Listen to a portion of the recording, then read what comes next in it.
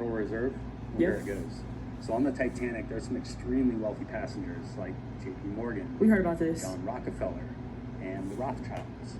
But then you have Jacob Astor, the wealthiest man in the world at the time. He owned about 40% of all mortgages, and he was a Freemason who was very opposed to the idea of a central bank. Whereas J.P. Morgan, Rockefeller, and Rothschild strongly supported the idea of a central bank. So Jacob Astor was the only one standing in the way of a central bank at the time. Coincidentally, the morning the Titanic was supposed to set sail, J.P. Morgan, some Rothschilds, and others quietly exited the ship without any explanation. 5 days later, Titanic slams into an iceberg and it starts to sink. And even though Jacob Astor is the wealthiest man in the world, he still can't find a seat in a lifeboat, and he ends up sinking with the ship.